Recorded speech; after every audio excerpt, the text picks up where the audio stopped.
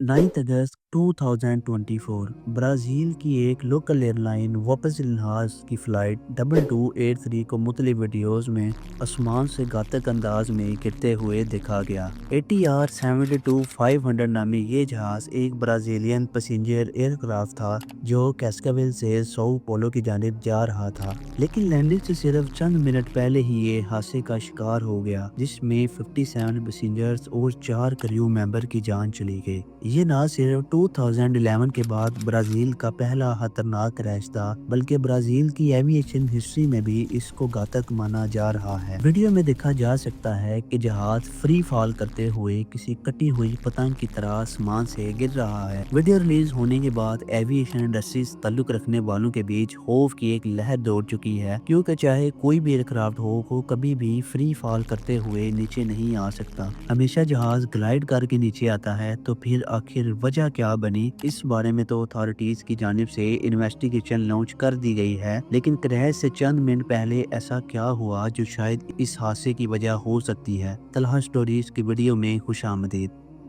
नाजरीन, वोपस इल्हास ब्राज़ील की एक लोकल एयरलाइन है जो ज़्यादातर डोमेस्टिक डेस्टिनेशंस को कवर करती है। इसके पास 8 ATR 72-500 एयरक्राफ्ट हैं, जिनमें से एक 9 अगस्त को क्रैश हो गया। ATR 72 में दो टर्बो प्रॉप इंजन पाए जाते हैं और इसके नाम में नंबर 72 इसकी सीटिंग कैपेसिटी को जाहिर करता है। इसको फ्रांस और इटली में एयरक्राफ्ट मैन्युफैक्चरर ATR की जानब से बनाया गया, जबकि इस कंपनी में एयरबस का भी 50% शेयर है, जो अपनी टेक्नोलॉजी को ATR के साथ शेयर करता है। फ्लाइट 2283 का ATR 72-500 14 साल पुराना था, जिसको 2022 में वोपस इल्हास ने इंडोनेशिया की पलिटा एयर सर्विस से खरीदा था। जैसा कि पहले भी मैंने बताया, ये एयरलाइन ज्यादातर सिर्फ सोशल डेस्टिनेशंस पर ही ऑपरेट करती है। फ्लाइट डाटा रिकॉर्ड के मुताबिक 9 अगस्त 2024 सुबह 9:06 पर ये सौ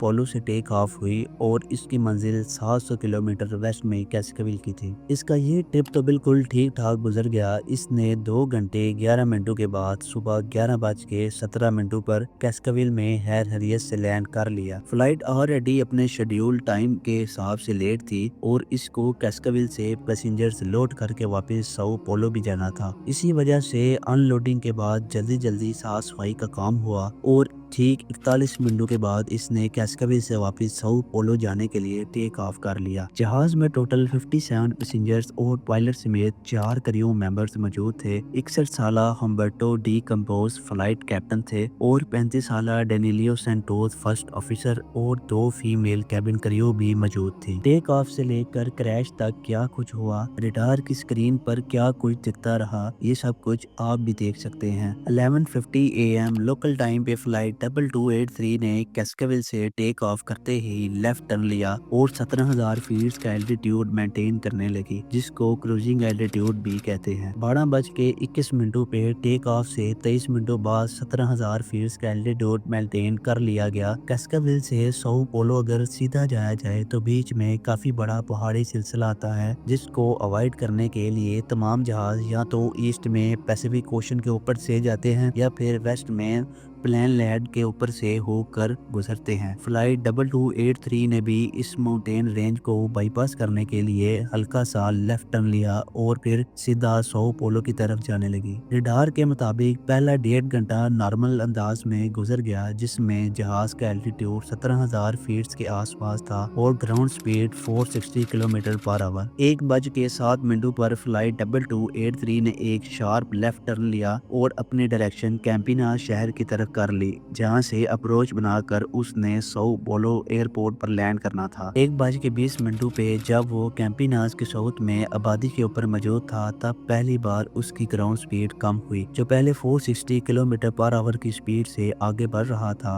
अचानक वो स्पीड 159 पर आवर हो गई। उसका रीजन क्या था ये तो अभी तक पता नहीं चला, लेकिन अगले ही मिनट 1:21 और 2 सेकंड पर पायलट ने अपनी ग्राउंड स्पीड वापस 400 किलोमीटर पर बराबर तक मेंटेन कर ली। इस वक्त तक पायलट ने किसी किस्म की कोई इन्फॉर्मेशन एटीसी को नहीं दी। ये वो पॉइंट था जहां से जहाज का डायरेक्शन साउथ पोलो एयरपोर्ट की तरफ करनी थी, और हम रेडार में देख भी सकते हैं कि पायलट ने जहाज को राइट टर्न करवाना शुरू कर दिया। लेकिन सिर्फ 13 सेकंड के बाद 1 बजकर 21 मिनट और 15 सेकंड पर जब वो टर्न कर ही रहा था कि अचानक पहले ग्राउंड स्पीड कम हुई और उसके साथ ही वर्टिकल स्पीड, यानी जिस स्पीड से जहाज नीचे या ऊपर जाता है, वो कम होने लगी। रेडार में देखा गया कि 17,000 फीट पे उठने वाला जहाज 13,000 फीट पर मिनट की स्पीड से नीचे आने लगा, वो भी गोल घूमते हुए। और इसी दौरान इसकी ग्राउंड स्पीड यानी आगे बढ़ने वाली स्पीड 400 किलोमीटर से कम होकर 100 किलोमीटर पर आवर तक हो गई। इस पूरे प्रोसेस को 1 मिनट 14 सेकंड ही लगे, यानी इतने कम वक्त में जहाज 17,000 फीट से सीधा जमीन पे आ गिरा। इस दौरान जहाज 180 फीट पर सेकंड की स्पीड से नीचे आ रहा था और पायलट के पास शायद इतना वक्त नहीं था कि वो एटीसी को अपने सिचुएशन के बारे में बता सके। जिस जगह पे फ्लाइट की वर्टिकल स्पीड कम होना शुरू हुई और जिस जगह इसने क्रैश किया, उसके भी सिर्फ 1.3 किलोमीटर का ही फासला है। इस अचानक गिरने के पीछे की असल वजह क्या थी, ये तो इन्वेस्टिगेशन के बाद ही मालूम पड़ेगा। लेकिन अभी तक जो इंफॉर्मेशन मौजूद है उसके हिसाब से जिस एरिया में क्रैश हुआ वहाँ 12,000 से 21,000 फीट के एल्टीट्यूड पर पहले से ही बर्फ जमने की इंफॉर्मेशन तमाम पायलट्स को दी गई थी, जिसको सिगमेंट एडवाइजरी या सिग्निफिकेंट मेट्रोलॉजिकल इंफॉर्मेशन भी कहा जाता है।